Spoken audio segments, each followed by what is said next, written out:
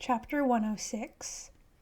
A Sunday several months before, Massa and Mrs. Murray had returned home from church, and the Massa almost immediately rang the bell for Matilda, whom he told to have Tom come around to the front porch.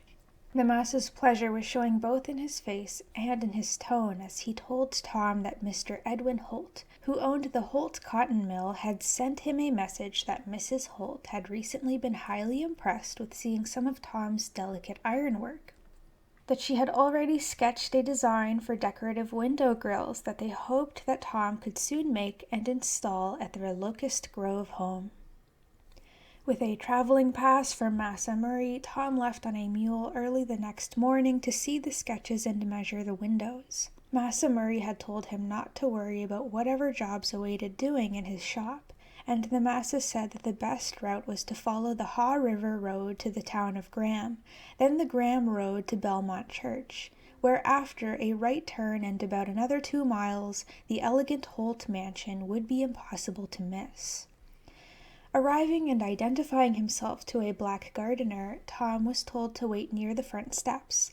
Mrs. Holt herself soon came pleasantly congratulating Tom's previous work that she had seen, and showing him her sketches, which he carefully studied for an iron window grill having the visual effects of a trellis amply covered with vines and leaves. "Believes I can do 'em, least I tries my best, missus," he said, but he pointed out that with so many windows needing the grills, each of which would require much patiently tedious work, the completing of the task might take 2 months. Mrs. Holt said she would be delighted if it could be done in that time, and handing Tom her sketches to keep and work by, she left him to go about his necessary starting job of carefully measuring the many windows' dimensions. By the early afternoon, Tom was working on the upstairs windows opening onto a veranda when his instincts registered someone watching him, and glancing about, he blinked at the striking prettiness of the coppery-complexioned girl holding a dust rag who stood quietly just within the next opened window. Wearing a simple housemaid's uniform, her straight black hair coiled into a large bun at the back of her head, she was evenly but warmly returning Tom's stare. Only his lifelong innate reserve enabled him to mask his jolting inner reaction as, collecting himself, and quickly removing his hat, he blurted, "Heidi, miss." "Heidi do, sir," she replied, flashing a bright smile, and with that she disappeared. Finally riding back to the Murray plantation, Tom was surprised and unsettled that he couldn't rid his mind of her. Lying in his bed that night, it hit him like a bolt that he hadn't even gotten her name. He guessed her age at 19 or maybe 20. At last he slept, fitfully, and awakened torturing himself that her prettiness guaranteed that she was married, or surely was courting with somebody. Making the basic grill frames, smoothly lap-welding 4 pre-cut flat iron bars into window-sized rectangles was only a routine job. After 6 days of doing that, Tom began forcing white-hot rods through his set of successively smaller steel reducing dies until he had long rods no thicker than ivy or honeysuckle vines. After Tom had experimentally heated and variously bent several of these, dissatisfied, he began taking early morning walks, closely inspecting actual growing vines' graceful curvings and junctures. Then he had a sense that his efforts to simulate them improved. The work went along well, with Massa Murray explaining daily to sometimes irate customers that Tom could attend only the most urgent emergency repair jobs until he had finished a major job for Mr. Edwin Holt, which blunted the indignance of most. Massa Murray, then Mrs. Murray, came to the shop to observe. Then they brought visiting friends, until sometimes 8 or 10 of them stood silently watching Tom work. Plying his craft, he thought how blessed he was that all people seemed even to expect being ignored by blacksmiths, engrossed in what they were doing. He reflected upon how most slave men who brought him their Massa's repairing jobs usually seemed either morose, or they big-talked among other slaves about the shop. But if any white people appeared, in the instant, all of the slaves grinned, shuffled, and otherwise began acting the clown, as in fact Tom often previously had felt embarrassed to conclude privately of his own derby-wearing, bombastic-talking father, Chicken George. Tom felt further blessed with how sincerely he enjoyed feeling immersed, to a degree even isolated, within his work of blacksmithing. As he worked on the window grills from the daylights until he could no longer see, his private random musings would occupy his mind sometimes for hours before he again caught himself thinking of the pretty housemaid he had met. Making the leaves for the window grills would be his toughest test, as he had realized from when Mrs. Holt first showed him her sketches. Again Tom walked, now intently studying nature's leaves, heating and reheating inch-square iron pieces, beating them with his heavy, square-faced hammer into delicately thin sheets. With his trimming shears he cut out eventually scores of oversized heart-shaped patterns. Since such thin metal could quickly burn and ruin if a forge was too hot, he pumped his homemade bellows with utmost care, hastily tonging each red-hot thin sheet onto his anvil and deftly shaping it into leafy contours with quick tappings of his lightest ballpoint hammer. With intricate welding, Tom delicately veined his leaves and next stemmed them onto the vines. He felt it good that no two looked exactly the same, as he had observed in nature. Finally, in his 7th intensive week, Tom spot-welded his leafy vines onto their waiting window grill frames. "Tom, I 'clare look like they just growin' somewheres," Matilda exclaimed it, staring in awe at her son's craftsmanship. Scarcely less demonstrative was Lil Kizzy, who by now was flirting openly with 3 local young slave swains.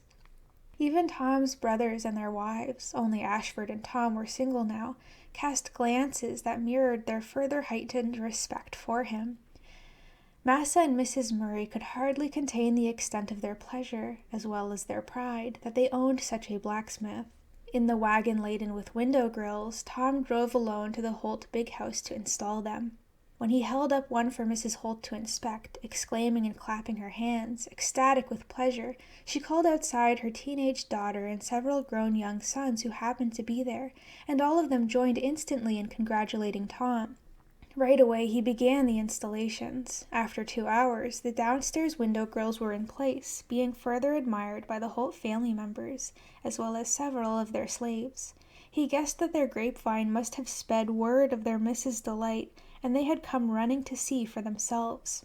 Where was she? Tom was tense from wondering it as one of the Holt sons directed him through the polished downstairs foyer to mount the curving stairs, to install the remaining grills at the second-floor veranda windows. It was the very area where she had been before. How, whom, might he query, without seeming more than curiously interested, as to who she was, where she was, and what was her status. In his frustration, Tom went at his work even faster. He must finish quickly and leave, he told himself. He was installing the 3rd upstairs window grill when, after a rush of footsteps, there she was, flushed, nearly breathless from hurrying. He stood just tongue-tied. "Heidi, Mr. Murray," it jolted him to realize she wouldn't know of Leah. Only that a Massa Murray owned him now. He fumbled off his straw hat. "Heidi, Miss Holt. Was down in the smokehouse smoking meat, just heard you was here." Her gaze swept to the last window grill he had fixed into place. "Oh, it's just beautiful," she breathed. "Past Mrs. Emily downstairs just having a fit about what you done." His glance flicked her field hand head rag.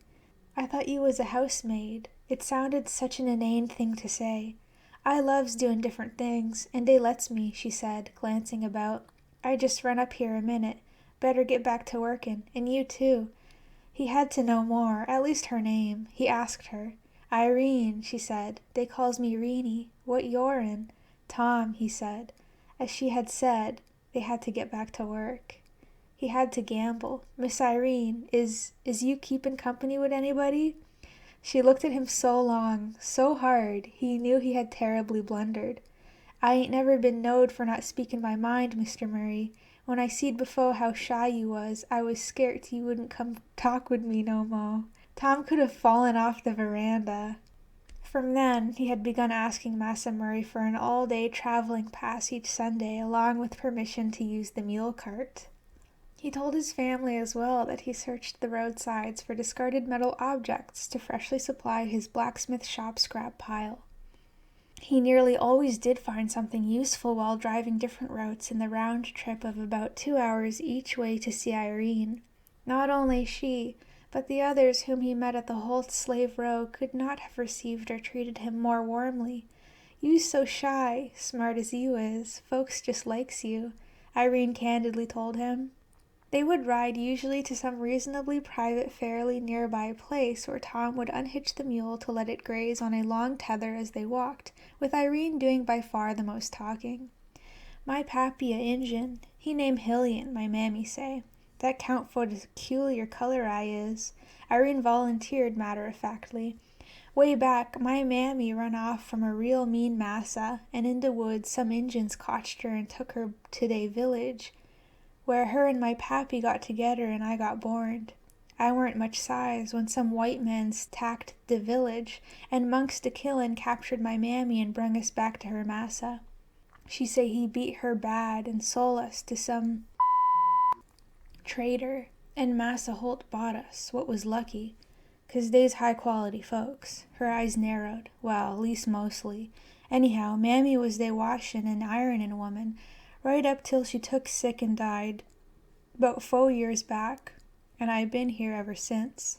I's 18 now, gonna turn 19 New Year's Day." She looked at Tom in her frank way. "How old is you?" 24, Tom said. Telling Irene in turn the essential facts about his family, Tom said that as yet they had but little knowledge of this new region of North Carolina into which they had been sold. "Well," she said, "I's picked up a heap, 'cause the Holts is mighty 'portant folks, so nigh everybody big comes visitin', and gin'ly I's be servin', and I got ears. They says most these Alamance County white folks, great-great-granddaddies, come here from Pennsylvania, long 'fore that Revolution War, when wasn't much nobody whereabouts 'cept Sissepaw Injuns. Some calls 'em Saxapaws. But English white soldiers kilt them out till Saxapaw River the only thing even got dey name now." Irene grimaced. "My massa say dey'd run from hard times cross the water and was crowdin' Pennsylvania so bad them Englishmens runnin' the colonies announced all the land they wanted be sellin' in dis part, North Carolina, fo' less'n 2 cents a acre. Well, massa say no end o' Quakers, Presbyterians, Scotch-Irishers, and German Lutherans squeezed everything they could in covered wagons and crossed them Cumberland and Shenandoah valleys. Massa say something like 400 miles. They brought what land they could, and commenced diggin', clearin', and farmin', just mostly small farms they worked theyselves, like most dis county's white folks hereabouts still does. That's how come ain't many as where it's great big plantations." Irene toured Tom on the following Sunday to her massa's cotton mill on a bank of Alamance Creek, prideful as if both the mill and the Holt family were her own. After his hard work attending weekly scores of blacksmithing jobs, Tom coveted each next Sunday when the cart rolled past the miles of split-rail fences enclosing crops of corn, wheat, tobacco, and cotton, with an occasional apple or peach orchard and modest farmhouses. Passing other blacks, who were nearly always afoot, they exchanged waves, Tom hoping they understood that if he offered a ride, it would rob his privacy with Irene. Abruptly stopping the mule sometimes, he would jump out and throw into the cart's rear some rusty, discarded metal he had spied while driving. Once Irene startled him, also jumping out, picking a wild rose. "Ever since I was a little gal, I's loved roses," she told him. Meeting white people also out driving, or on horseback, Tom and Irene would become as 2 statues, with both them and the white people staring straight ahead. Tom commented after a while that since in Alamance County he felt he had seen fewer Poe Cracker type of whites than abounded where he previously lived. "I knows dem turkey gobbler rednecks kind you mean," she said. "Nah, ain't many round here, and you sees bees gin'ly just passing through. The big white folks has less use for 'em than dey does." Tom expressed surprise at how Irene seemed to know something of every crossroads store they passed, or church, schoolhouse, wagon shop, or whatever. "Well, I just hears Massa tellin' guests how his folks had somethin' to do wid pret near everything in Alamance County. was how Irene explained it. Then, identifying a grist mill that they were passing as belonging to her massa, she said, "He turned lot of his wheat into flour, and his carn into whiskey, to sell in Fayetteville." Privately, Tom gradually wearied of what began to sound to him as if Irene relished a running chronology of implied praises of her owner and his family. A Sunday, when they ventured into the county seat town of Graham, she said, "The year dat big California gold rush, my massa's daddy mongst de big mens what fought de land and built dis town to be de county seat." The next Sunday, as they drove along the Salisbury Road, she pointed out a prominent rock marker. "Right dere on Massa's granddaddy's plantation, dey fought the Battle of Alamance. Folks sick of dat king's bad treatments took dey guns to his redcoats, and Massa say dat battle what lit de fuse fo' de American Revolution War around 5 years later on." By this time, Matilda had grown irate. It had strained her patience to the limit to suppress the exciting secret for so long. "What's de matter wid you? Act like you don't want nobody to see yo' Injun gal." Checking his irritants, Tom only mumbled something unintelligible, and an exasperated Matilda hit below the belt. "Maybe she too good fo' us, 'cause she belongs to sich big-shot folks."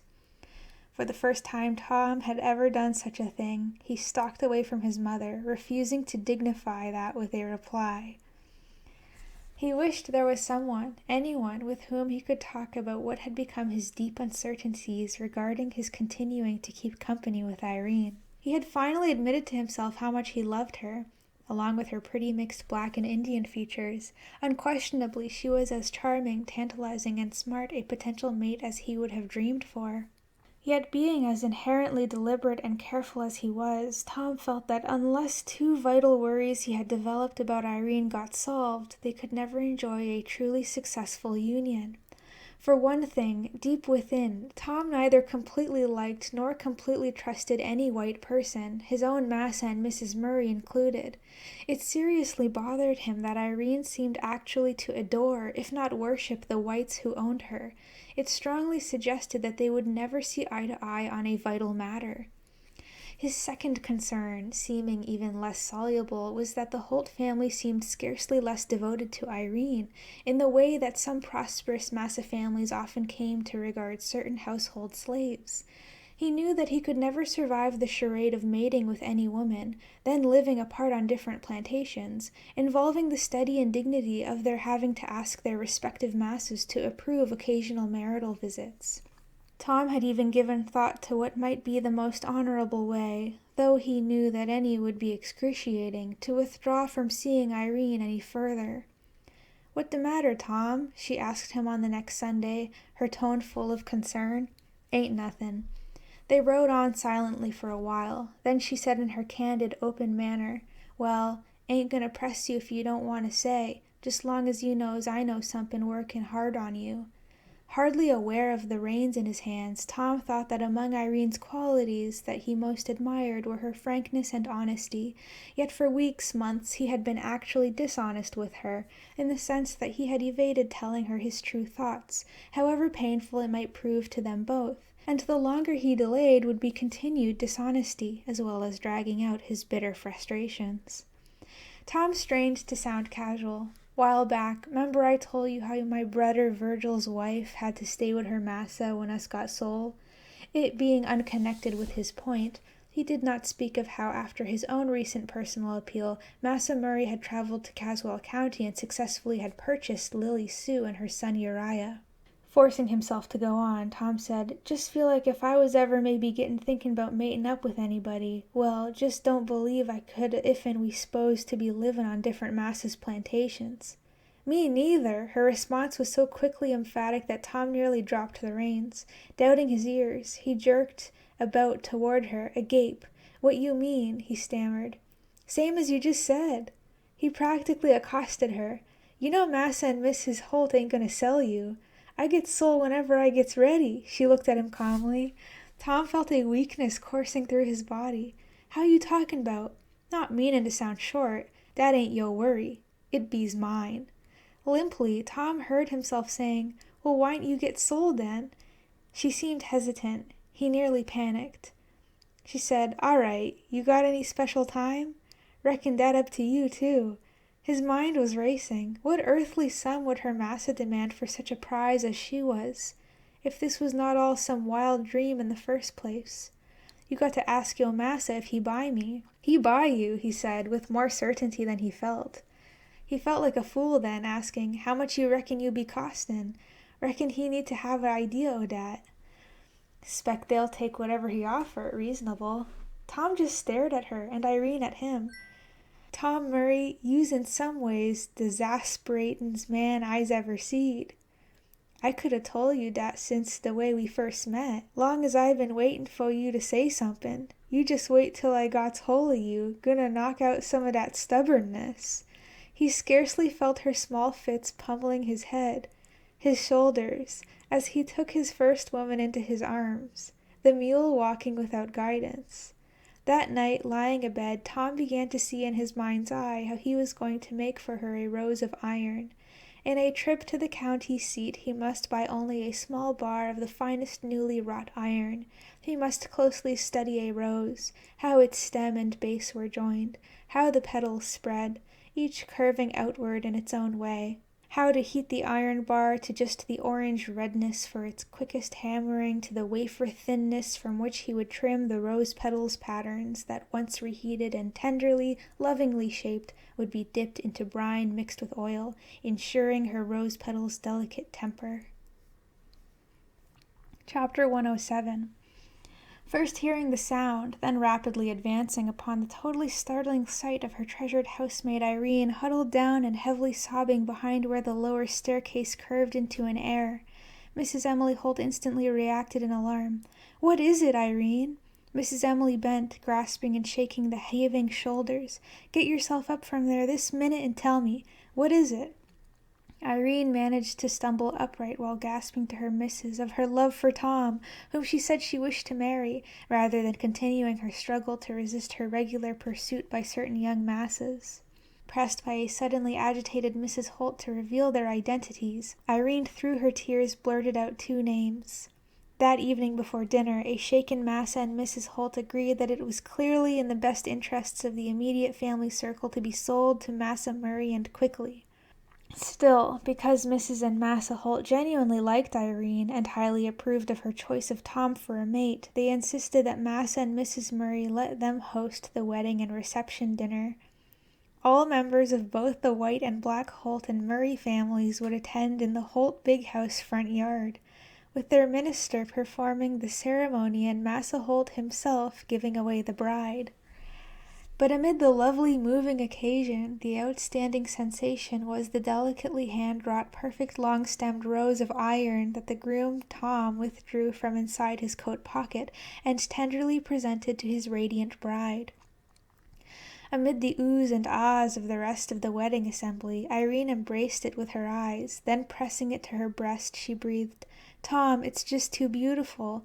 Ain't gonna never be far from dis rose, or you neither." During the lavish reception dinner, there in the yard, after the beaming White families had retired to their meal served within the big house, after Matilda's third glass of the fine wine, she burbled to Irene, "You's mo'n just a pretty daughter. You's done saved me from worryin' if Tom too shy ever to ax a girl to get married." Irene loudly and promptly responded, "He didn't," and the guests within earshot joined them in uproarious laughter. After the first week back to the Murray place, Tom's family soon joked among themselves that ever since the wedding his hammer had seemed to start singing against his anvil. Certainly no one had ever seen him talk so much, or smile at so many people as often, or work as hard as he had since Irene came. Her treasured rose of iron graced the mantelpiece in their new cabin, which he left at dawn and went out to kindle his forge. Whereafter the sounds of his tools shaping metals seldom went interrupted until that dusk's final red-hot object was plunged into the still water of his slake tub to hiss and bubble as it cooled. Customers who came for some minor repair or merely to get a tool sharpened, he would usually ask if they could wait. Some slaves liked to sit on foot-high sections of logs off to one side, though most preferred shifting about in a loose group exchanging talk of common interest. On the opposite side, the waiting white customers generally sat on the split log benches that Tom had set up for them, positioned carefully just within his earshot, though far enough away that the whites didn't suspect that as Tom worked he was monitoring their conversations. Smoking and whittling, and now or then taking nips from their pocket flasks as they talked, they had come to regard Tom's shop as a locally popular meeting place, supplying him now with a daily flow of small talk and sometimes with fresh important news that he told to his Irene, his mother Matilda, and the rest of his Slave Row family after their supper times. Tom told his family what deep bitterness the white men expressed about Northern abolitionists' mounting campaign against slavery. They saying that President Buchanan better keep away from that no-good bunch o' lovers if he spec any back in here in the South. But his white customers vented their worst hatred, he said, against Massa Abraham Lincoln, what been talking about freeing us slaves. "Show is the truth," said Irene. "Reckon least a year I've been hearin' how if he don't shut up, gonna get the North and the South in a war." "Y'all ought to have heard my ol' massa, rantin' and cussin'," exclaimed Lily Sue. "He say that Massa Lincoln got sich gangly legs and arms and a long, ugly, hairy face can't nobody hardly tell if he looks the most like a ape or a gorilla. Say he borned and growed up dirt po' in some log cabin, and cotched bears and polecats to get anything to eat, twixt splittin' logs into fence rails like a—" "Tom, ain't you told us Massa Lincoln a lawyer nowadays?" asked little Kizzy, and Tom affirmatively grunted and nodded. "Well, I don't care what these white folks says," declared Matilda. "Massa Lincoln doin' good fo' us if he get them so upset. Fact, mo' I hear about him, sound to me like he Moses tryin' to free us chillens o' Israel." "Well, he sho can't do it too fast to suit me," said Irene. Both she and Lily Sue had been bought by Massa Murray to increase his field workers, as she dutifully did in the beginning, but not many months had passed when Irene asked her doting husband if he would build her a hand loom, and she had one in the shortest time that his skilled hands could make it. Then the steady frump of her loom could be heard from 3 cabins away as she worked into the nights until well beyond the rest of the Slave Row family's bedtime. Before very long the visibly proud Tom was somewhat self-consciously wearing a shirt that Irene had cut and sewn from the cloth that she had made herself. "I's just loves doin' what my mammy teached me," she modestly responded to congratulations.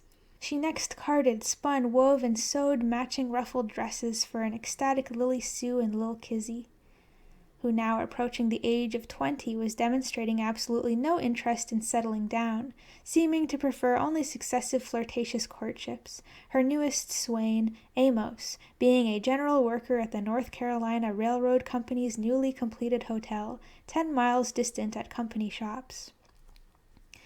Irene then made shirts for each of her brothers-in-law, which genuinely moved them, even Ashford, and finally matching aprons, smocks, and bonnets for Matilda and herself. Nor were Mrs. and next Massa Murray any less openly delighted with the amazingly finely stitched dress and shirt she made for them from cotton grown right on their own plantation. "Why, it's just beautiful," Mrs. Murray exclaimed, turning around displaying her dress to a beaming Matilda. "I'll never figure out why the Holts sold her to us at all, and even at a reasonable price." Glibly avoiding the truth that Irene had confided, Matilda said, "Best I can reckon, missus, is they like Tom so much." Having a great love of colors, Irene avidly collected plants and leaves that she needed for cloth dyeing, and the weekends of 1859's early autumn saw cloth swatches in red, green, purple, blue, brown, and her favorite yellow hanging out to dry on the rattan clotheslines.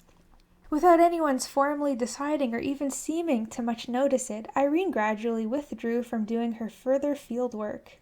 From the Massa and Mrs. on down to Virgil's and Lily Sue's peculiar acting 4-year-old Uriah, everyone was far more aware of the increasing ways in which Irene was contributing a new brightness to all of their lives.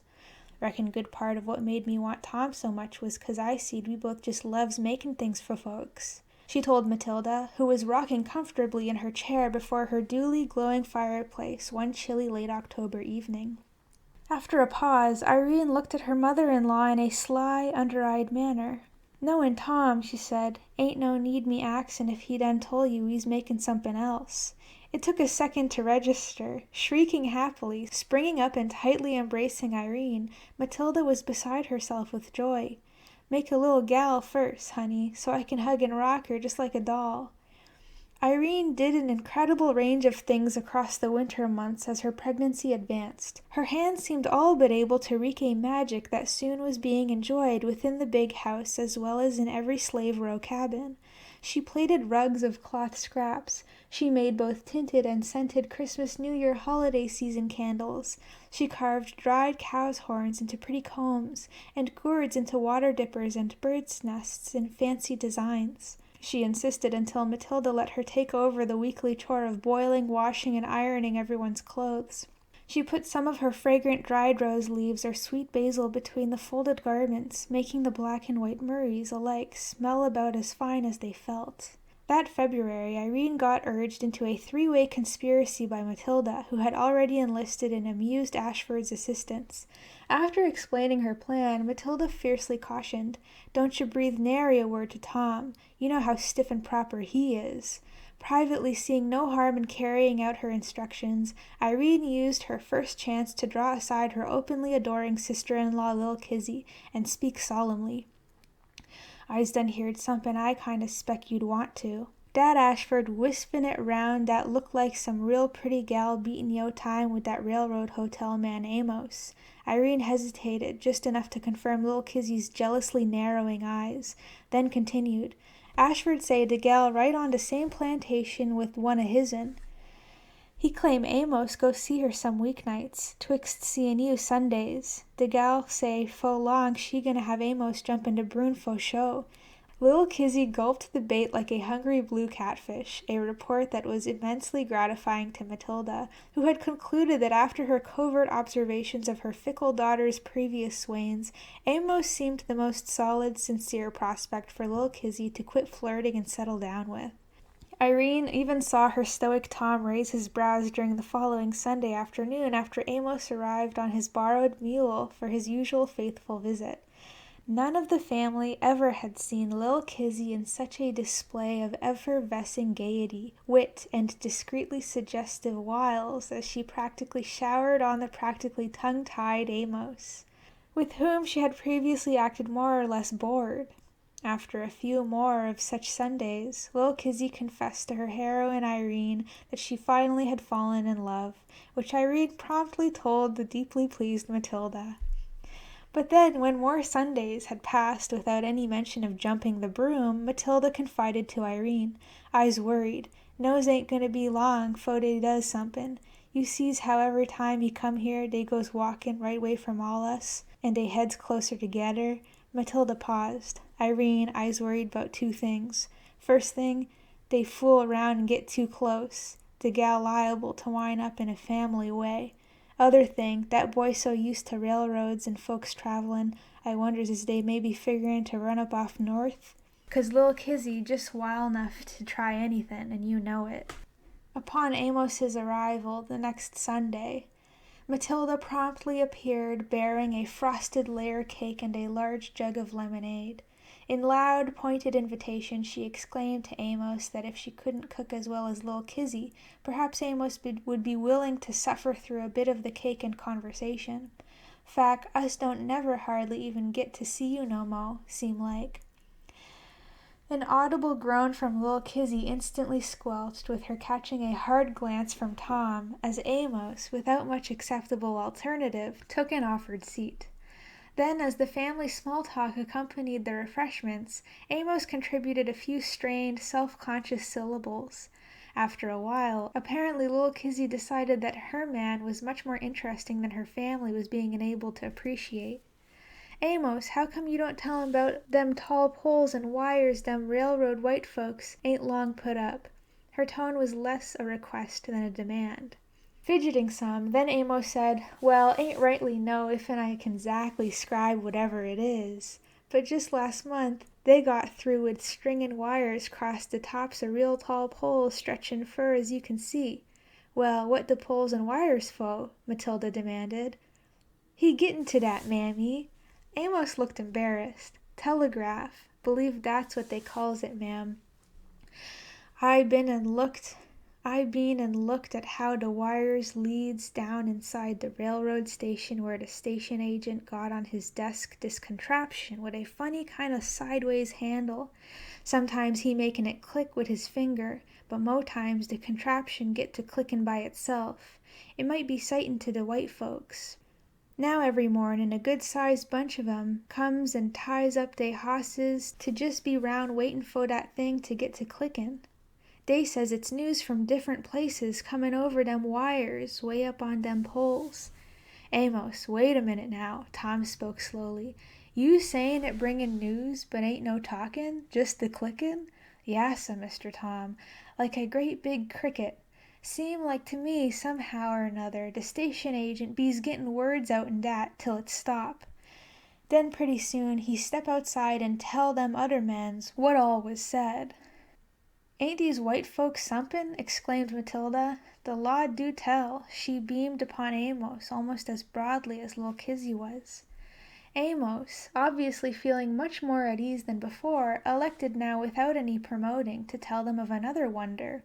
Mr. Tom, is you ever been in any dem railroad repair shops? Tom was privately deciding that he liked this young man who appeared to be, at last, his sister's choice to jump the broom with. He had manners. He seemed sincere, solid. Nah, son, I ain't, Tom said. Me and my wife used to drive by the company shops village, but I ain't never been inside none the buildings. Well, sah, I's took plenty meals on trays from the hotel to de men's in all 12 dem different shops, and I reckon the busiest one the blacksmith shop. They be's doin' sitchin' dere as straightenin' them great big train axles what's got bent, fixin' all manners of other train troubles, and makin' all kinds of parts that keeps the trains runnin'. It's cranes in dere big as logs, boltin' to the ceilin', and I reckon 12-15 blacksmiths each got a helper, swingin' mauls and sledges bigger'n I ever seen. They got forges big enough to roast 2-3 whole cows in, and one dem helpers told me they anvils weighs much as 800 pounds. Woo! Whistled Tom, obviously much impressed. How much yo' anvil weigh, Tom? Irene asked. Right round 200 pounds, and ain't everybody could lift it. Amos, little Kizzy exclaimed, you ain't told 'em nothin' 'bout yo' new hotel where you works. Hole on, none o' my hotel, Amos widely grinned. Sho wished it was. They takes in money hand over fist. Lawd, well, imagine's y'all know the hotel ain't long built. Folks says some men's pretty hot under the collar 'cause the railroad president talked with 'em, but then picked Miss Nancy Hillard to manage it. She the one hired me, member'n me workin' hard for a family growin' up. Anyhow, the hotel got 30 rooms with 6 toilets out in the backyard. Folks pays $1 a day fo' room and washbowl and towel, 'long with breakfast, dinner, supper, and a settin' chair on the front porch. Sometime I hears Miss Nancy just a-carryin' on about how most a railroad workman's leaves her nice clean white sheets all grease and soot-streaked, but then she say, well, leastways they spends everything they makes, so they's be helpin' the company shops village get better off. Again little Kizzy cued her Amos. How about y'all feedin' them train loads of folks? Amos smiled. Well, then's 'bout busy as us ever gets. See, every day it be's the 2 passenger trains, one runnin' east, the other west, gettin' to McLeansville or Hillsboro, pendin' which way it goin'. The train's conductor he telegraphs head to the hotel how many passengers and crew he got. And by time that train get to our station, lemme tell y'all, Miss Nancy's got all the stuff out on them long tables, hot and steamin', and all us helpers just rarin' to go to feed them folks. I means it be's quail and hams, chickens, guineas, rabbit, beef, it's all kinds of salads and about any vegetable you can name, 'long with a whole table nothin' but desserts. The people's piles off that big old train that gets there waitin' 20 minutes to give 'em time to eat 'fore they gets back on board and commence a chuffin' out and goin' again. The drummers, Amos, cried little Kizzy, with everyone smiling at her pride. Yeah, said Amos. They's the ones Miss Nancy purely loved to have put up in the hotel. Sometime 2-3 'em get off'n the same train, and me and another hurries up carrying head o' 'em to the hotel, they suit bag and big heavy black web straps cases what we knows is full of samples whatever that tickler drummer's sellin'. Miss Nancy says they's real gentlemens, keeps theyselves clean as pins, and really appreciates bein' took good care of, and I likes 'em too. Some just quick to give you a dime as a nickel for carryin' they bags, shinin' they shoes, or doin' nigh about anything. Gin'ally they washes up and walks round town talkin' with folks. After eatin' dinner, they'll set on the porch, smokin' or chawin' baccy, and just lookin', or talkin' till they goes on upstairs to bed. Then next mornin' after breakfast they calls one of us to tote they samples cases over cross to that blacksmith's what fo $1 a day rents 'em a hoss and buggy, and off they drives to sell stuff at I reckon 'bout all the stores long the roads in dis county. In a spontaneity of sheer admiration that Amos worked amid such wonders, the chubby little George exclaimed, "Amos, boy, I ain't realized you was leadin' some life." Miss Nancy say the railroad biggest thing since the hoss, Amos modestly observed. She say soon some mo' railroads gets they tracks joins together, things ain't gonna never be the same no mo'. Chapter 108. Chicken George slowed his galloping lathered horse barely enough for its sharp turning off the main road into the lane, then abruptly his hands jerked the reins taut. It was the right place, but since he had seen it last, unbelievable! Beyond the weeds-choked lane ahead, the once buff-colored Leah home looked a mottled gray of peeling old paint. Rags were stuffed where some window panes had been. One side of the now heavily patched roof seemed almost sagging. Even the adjacent fields were barren, containing nothing but old dried weathered stalks within the collapsing split-log fences. Shocked, bewildered, he relaxed the reins to continue with the horse now picking its way through the weeds. Yet closer he saw the big house porch aslant, the broken-down front steps, and the Slave Row cabin's roofs were all caving in. Not a cat, dog, or chicken was to be seen as he slid off the horse, leading it now by its bridle alongside the house to the backyard. He was no more prepared for the sight of the heavy old woman sitting bent over on a piece of log, picking poke salad greens, dropping the stems about her feet and the leaves into a cracked, rusting wash basin. He recognized that she had to be Miss Melizzy, but so incredibly different it seemed impossible. His unnecessary loud "Whoa!" caught her attention. Miss Melizzy quit picking the greens, raising her head, looking about, then she saw him, but he could tell she didn't yet realize who he was. "Miss Melizzy!" He ran over closer, halting uncertainly as he saw her face still querying. Her eyes squinting, she got him into better focus. Suddenly pushing one hand heavily down against the log, she helped herself upward. "George? Ain't you that boy George?" "Yes'm, Miss Melizzy." He rushed to her now, grasping and embracing her large flabbiness within his arms, close to crying. "Lawd, boy, where you been at? Used to be you was round here all the time." Her tone and words held some vacantness, as if she were unaware of nearly 5 years' time-lapse. "Been cross the water in that England, Miss Melizzy. Been fightin' chickens over there.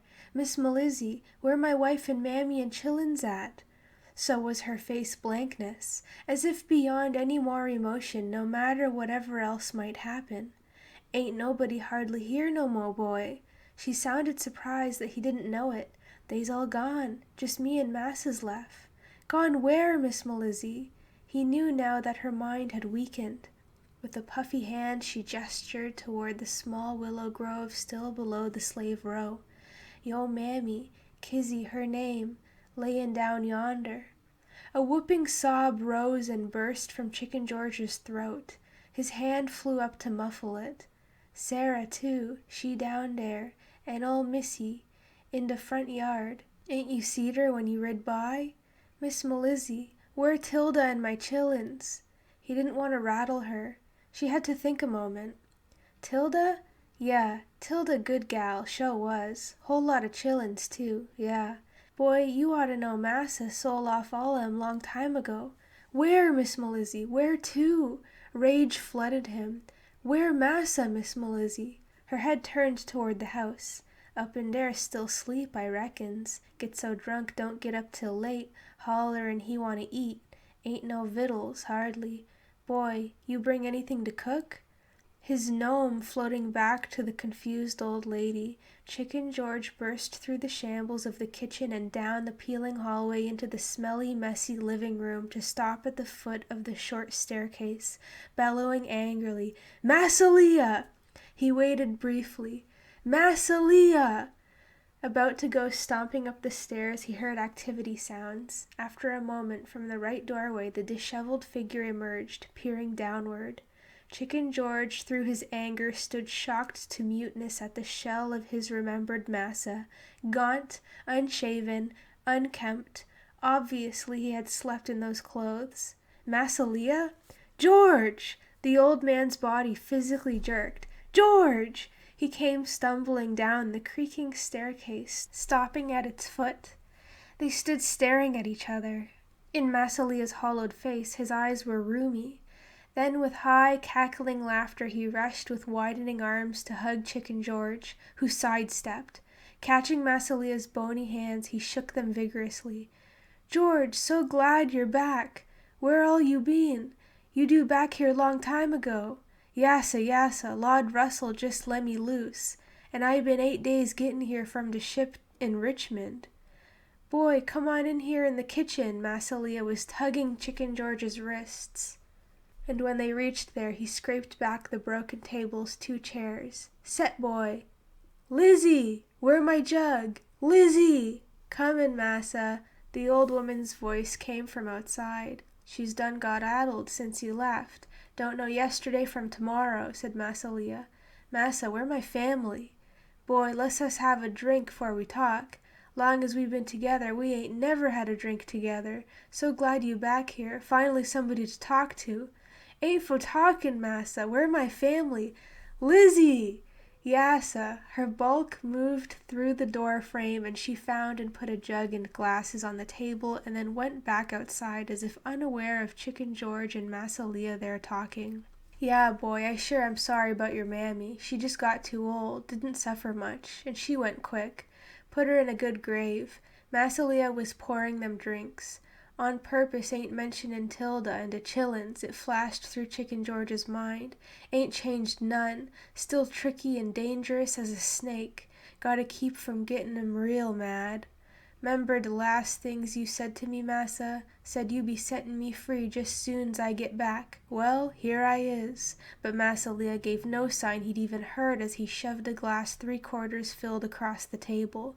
Then, lifting his own, "Here you are, boy. Let's drink to you bein' back." "I need this." Quaffing of the liquor, Chicken George felt it searing down and warming within him. He tried again, obliquely. "Sho sorry to hear from Miss Melizzy you lost Mrs. Massa." Finishing his liquor, grunting, Massa Leah said, "She just didn't wake up one mornin'. Hated to see her go. She never give me any peace since that cockfight, but I hated to see her go. Hate to see anybody go." He belched. "We all gotta go." He ain't bad off as Miss Melizzy, but he longed away. He went now directly to the point. "My Tilda and young'uns, massa. Miss Melizzy says you sold 'em." Massa Leah glanced at him. "Yeah, had to, boy, had to. Bad luck got me down so bad. Had to sell off near about the last of my land, everything, hell, even the chickens." About to flare, Chicken George got cut off.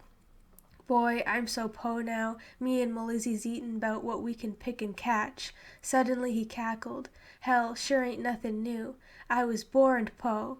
He got serious again. "But now you're back, you and me can get this place a-goin' again, you hear me? I know we can do her, boy." All that repressed from Chicken George from lunging up at Massa Leah was his lifelong conditioning knowledge of what would automatically follow physically attacking any white man. But his rasping anger contained his closeness to it. "Massa, you sent me way from here wid yo' word to free me, but I get back you done even sold my family. I wants my papers, and know where my wife and chilluns is, massa." "Thought I told you that. They over in Alamance County, tobacco planter named Murray. Live not far from the railroad shops." Massa Leah's eyes were narrowed. "Don't you raise your voice at me, boy." "Alamance, Murray, railroad shops, inking into memory those key words. Chicken George now managed a seeming contriteness. "I sorry, just got excited. Show ain't mean to, massa." The massa's expression wavered, then forgave. "I gotta ease out and him dat piece of paper he writ dat free me." "I been down, boy." Hunching forward across the table, the massa squinted fiercely. "You hear me? Nobody never know how down I been. Ain't just meanin' money." He gestured at his chest. "Down in here." He seemed wanting a response. "Yassa.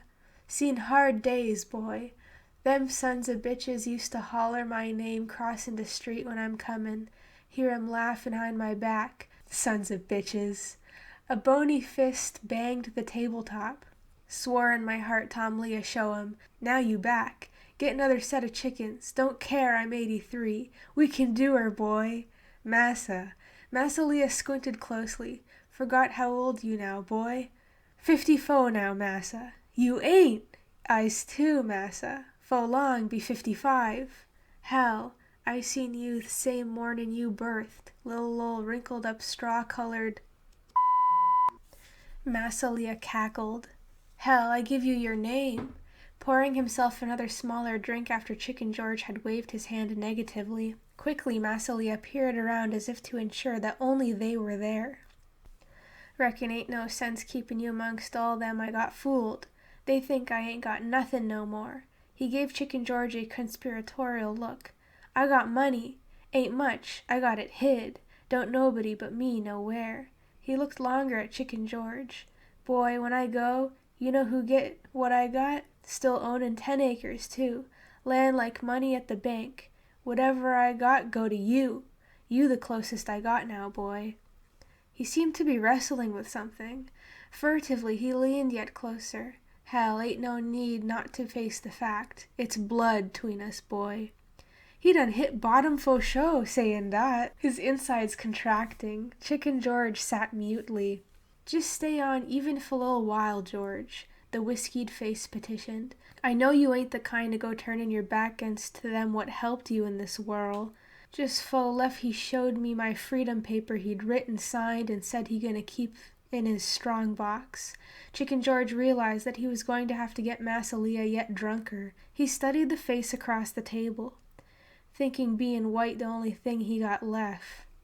"Massa never will forget how you bring me up. Mighty few white men's good as dat." The watery eyes lighted. "You was just a little shirt tail." "I sure remember. Yassa, you and Uncle Mingo. Ol' Mingo, damn his time. Best trainer it was." The wavering eyes found a focus on Chicken George. "Till you learnt good. Started taking you to fights and leavin' Mingo. Hope you and Massa trust me to feed the chickens." The memory of old Uncle Mingo's bitterness hurt even yet. "'Member, Massa, we was going to a big fight in New Orleans?" "Sure was, and never did make it." His brow wrinkled. "Uncle Mingo died just before was how come." "Yeah, old Mingo over under them willow trees now, along with my mammy and sister Sarah and Miss Melizzy whenever she go, pending which one y'all goes first." He wondered what either would do without the other. "Boy, you 'member me giving you the travelin' pass to go catch all the tail you wanted?" Making himself simulate guffawing laughter, Chicken George pounded the tabletop himself, the massa continuing, "Damn right I did, 'cause you was horny buck if I ever seen one. And we both catched a plenty tail them trips we made, boy. I knowed you was, and you knowed I was." "Yassa, sho did, massa." "And you commence hack fightin' and I give you money to bet, and you win your ass off." "Sho did, sah, the truth, the truth." Boy, we was a team, we was. Chicken George caught himself almost starting to share a thrilling in the reminiscings. He also felt a little giddy from the whiskey. He reminded himself of his objective. Reaching across the table, taking up the liquor jug, he poured into his glass about an inch, closing a fist quickly around the glass to mask the small amount as extending the bottle across the table. He poured for Massa Leah about 3/4 of a glass full. Raising his glass within his fist, appearing to lurch, his voice sounded slurring. "Drink to good a massa as is anywhere. Like dem Englishmen says, down de hatch." Sipping of his, he watched Massa Leah quaff. Boy, it do me good you feel that-a-way. 'Nother toast. The 2 glasses elevated. Finest I ever had. They drained their glasses. Wiping his mouth with the back of a veiny hand, coughing from the whiskey's impact, Massa Leah also slurred.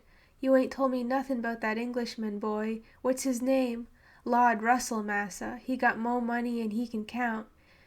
Got more'n 400 bloodline roosters to pick from to fight with.